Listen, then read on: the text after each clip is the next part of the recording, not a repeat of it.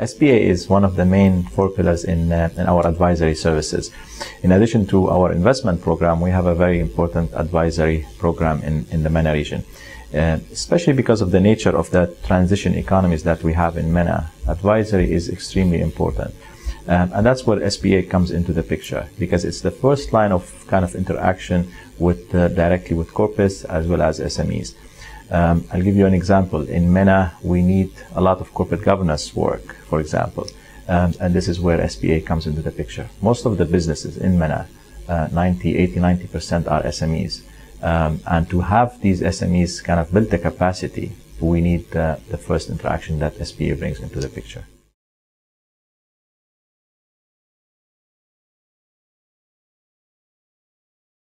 I think that's a very important point.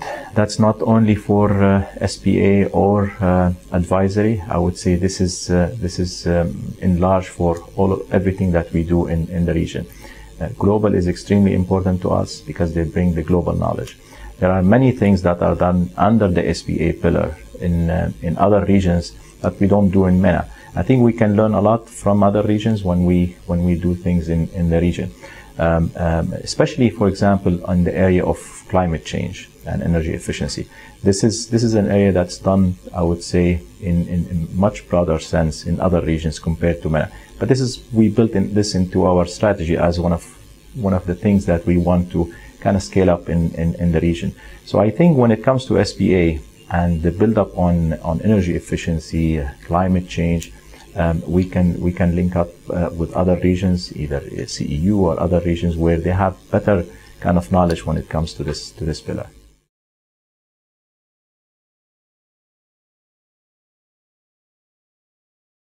So I think it's extremely important.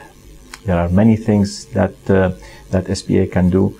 I will tell you one of our global kind of main priorities in IFC includes SME, agribusiness, infrastructure, climate change. SBA's work on the agribusiness, for example, is extremely important. Building capacity with the farmers, working with the supply chain of SMEs, building capacity of SMEs, the corporate governance work that SBA has done either in the region or other parts of IFC is very important. But if we want to excel on our priorities as IFC, and these are main kind of priorities that we have put forward, SBA's work becomes extremely essential. The work that we do with the farmers, building the capacity of these farmers, we're doing a lot of work on that in Iraq, places like Pakistan. The work we do on energy efficiency and the biomass kind of power generation, the collection mechanism that SBA builds into these businesses is something that's actually very important to us. Also, remember, I would say SBA is unlocking.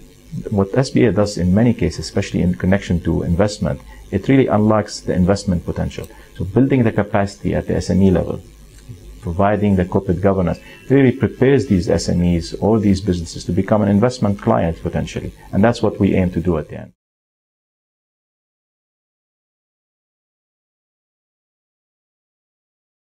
I think that's even more enhanced when it comes to fragile.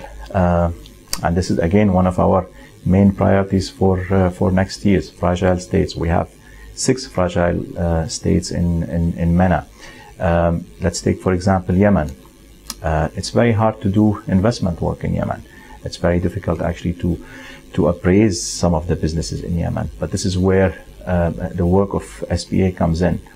Business Edge and the work we have done in Business Edge in a place like Yemen is something that's exactly what fragile state needs capacity building, whether it's at the government level, and that's where investment climates come into the picture, but at the SBA level, at the SME level, most of the businesses are SME, building their corporate governance structure, building their capacity to be able to borrow from banks or to become bankable institutions. I think it's more, I would say, enhanced when it comes to fragile state compared to other economies.